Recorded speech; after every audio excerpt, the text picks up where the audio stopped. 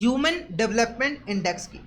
अब ये human development index क्या होता है? देखो, ये एक ऐसा इंडेक्स है जिसकी हेल्प से हम ये मेजर कर पाते हैं कि किसी भी देश के अंदर ओवरऑल डेवलपमेंट जो है वो कितनी हुई है। ओवरऑल डेवलपमेंट का मतलब है यहाँ पर इसके अंदर हम इकोनॉमिक ग्रोथ तो देखते ही हैं, साथ ही साथ जो देश के लोग हैं उनकी ग्रोथ कितनी हुई है, उनकी वेलबींग में कितना इंक्रीज आया है, इस चीज़ को भी हम मेज़र जो है वो करते हैं। ठीक है, नॉर्मली अगर आपको जानना हो कि किसी भी कंट्री की यहाँ पर ग्रोथ कितनी हुई है तो ज़्यादातर लोग क्या करेंगे, इकोनॉमिक ग्रोथ को ही कंसीडर करेंगे। भाई इकोनॉमिकली कंट्री की ग्रोथ कितनी हुई है, जैसे उसकी जीडीपी कितनी है, और जैसे जीडीपी 7 थी तो 9% हो गए, तो ये 2% से ये कंट्री जो है वो ग्रो की है। पर ह्यूमन डेवलपमेंट इंडेक्स जो है वो यहाँ पर सिर्फ इकोनॉमिक ग्रोथ को कंसीडर नहीं करता है, बल्कि वो ये भी देखता है कि देश के अंदर जो लोगों की कैपेबिलिटीज़ है और वेलबींग है उसमें यहाँ पर कितनी इंप्रूवमेंट जो है वो हुई है।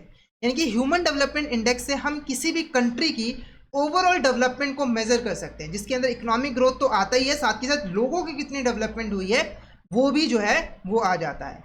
ह्यूमन डेवलपमेंट इंडेक्स को महबूब उल हक ने जो है वो इंट्रोड्यूस किया था, और इसको यूनाइटेड नेशन डेवलपमेंट प्रोग्राम जो है यूज़ करती है ह्यूमन डेवलपमेंट रिपोर्ट ऑफिस के थ्रू, और मेज़र करती है कि किसी भी कंट्री की ओवरऑल डेवलपमेंट जो है वो कितनी हुई है। ठीक है, अब अगर हम डायमेंशन की बात करें तो ह्यूमन डेवलपमेंट इंडेक्स के 3 डायमेंशंस हैं, हेल्थ डायमेंशन, एजुकेशन डायमेंशन और स्टैंडर्ड ऑफ लिविंग डायमेंशन। ठीक है, तो जब भी हम ह्यूमन डेवलपमेंट इंडेक्स को कैलकुलेट करते हैं तो इन तीनों डायमेंशन के अंदर कितनी ग्रोथ हुई है इसको हम मेजर करते हैं, और फिर इन तीनों डायमेंशन के अंदर जो भी ग्रोथ हुई है उसको कंबाइन करके हम टोटल ग्रोथ जो है वो निकालते हैं।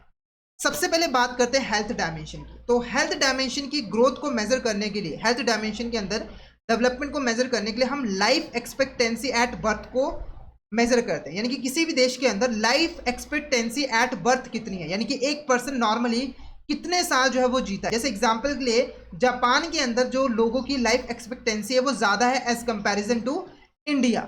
ठीक है, ऐसा क्यों है? क्योंकि जापान के अंदर या अदर डेवलप्ड कंट्रीज़ के अंदर हेल्थ सर्विसेज बहुत अच्छी होती है, हेल्थ केयर फैसिलिटीज़ बहुत अच्छी होती है, लोगों को टाइम के ऊपर जो है हेल्थ केयर फैसिलिटीज़ मिल जाती हैं, जिससे उनकी लाइफ एक्सपेक्टेंसी जो है वो काफ़ी ज़्यादा बढ़ जाती है। तो अगर किसी कंट्री के अंदर लाइफ एक्सपेक्टेंसी ज़्यादा है, इसका मतलब है कि वहाँ पर जो ओवरऑल हेल्थ कंडीशंस है वो बहुत ज़्यादा अच्छी हैं और कंट्री के अंदर हेल्थ डायमेंशन की काफ़ी ज़्यादा ग्रोथ हुई है।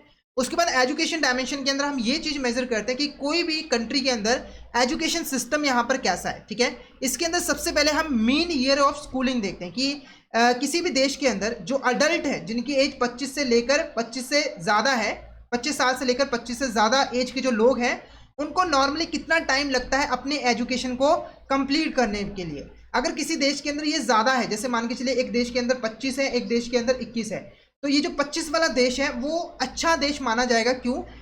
मतलब वहाँ पर एजुकेशन की ग्रोथ अच्छी मानी जाएगी क्योंकि ज़्यादा मतलब लोगों को ज़्यादा टाइम के लिए हम एजुकेशन जो है वो प्रोवाइड कर पा रहे हैं, यानी कि लोग ज़्यादा यहाँ पर जो है वो सीख पा रहे हैं। ओके, उसके बाद एक्सपेक्टेड ईयर ऑफ स्कूलिंग। देखो ये तो आपका पास्ट डेटा हो गया, हम फ्यूचर डेटा को भी यहाँ पर स्टडी करते हैं कि फ्यूचर के अंदर जो चाइल्ड है उसको नॉर्मली कितना टाइम लगेगा अपनी स्टडीज़ को कंप्लीट करने के लिए, उसको कितना टाइम मिलेगा यहाँ पर पढ़ने के लिए, और इन दो चीज़ों को कंसीडर करके हम पता लगाते हैं कि एजुकेशन डायमेंशन के अंदर कितनी डेवलपमेंट हुई है, ग्रोथ हुई है। फिर आता है स्टैंडर्ड ऑफ लिविंग डायमेंशन। इसको ना ग्रॉस नेशनल इनकम पर कैपिटल के द्वारा जो है वो कैप्चर किया जाता है। अगर किसी देश का ग्रॉस नेशनल इनकम पर कैपिटल ज़्यादा है, इसका मतलब है कि वहाँ पर लोगों की इनकम ज़्यादा है, तो उनका जो स्टैंडर्ड ऑफ लिविंग है वो बहुत अच्छा है। जैसे एग्जांपल के लिए जो यूएस है उनके जो पर कैपिटल इनकम है वो ज़्यादा है, तो वहाँ पर लोगों का जो स्टैंडर्ड ऑफ लिविंग है वो थोड़ा सा ज़्यादा होता है। ठीक है, थोड़ा सा नहीं मतलब ज़्यादा होता है। ओके, तो अब ग्रॉस नेशनल इनकम पर कैपिटल क्या होता है? तो देखो किसी भी देश के अंदर एक देश का पर्सन यानी कि जो रेजिडेंट है वो टोटल इनकम जो कमा रहा होता है एक पर्सन, उसी को हम gross national income per capita कहते हैं। ठीक है, जैसे अगर टोटल 1 करोड़ लोग हैं तो एक पर्सन की इनकम कितनी है एवरेजली, वो आपका gross national income per capita जो है वो कहलाता है। ठीक है, उसके बाद इन 3 डायमेंशन से हमने जो स्कोर कैलकुलेट किए हैं उसको हम ऐड करके एक ह्यूमन डेवलपमेंट इंडेक्स जो है वो बनाता है। जैसे अगर किसी देश को हेल्थ डायमेंशन के अंदर 20 मिला, एजुकेशन के अंदर 40 मिला और स्टैंडर्ड ऑफ लिविंग डायमेंशन के अंदर 60 मिला और आपका जो, तो ये टोटल कितना होगा, ये 120 हो गया, ठीक है। तो इसके हिसाब से हम देशों को जो है वो रैंक करते हैं, ठीक है।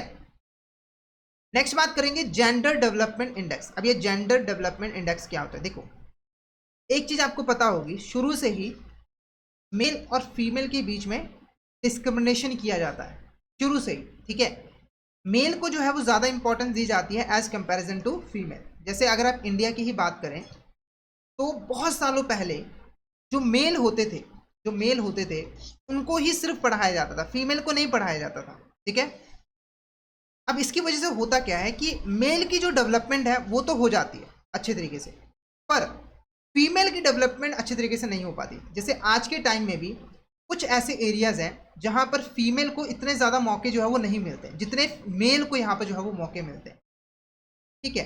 जिसकी वजह से किसी भी देश के अंदर मेल और फीमेल की जो डेवलपमेंट होती है ना, उसके अंदर डिफरेंस आ जाता है, गैप आ जाता है।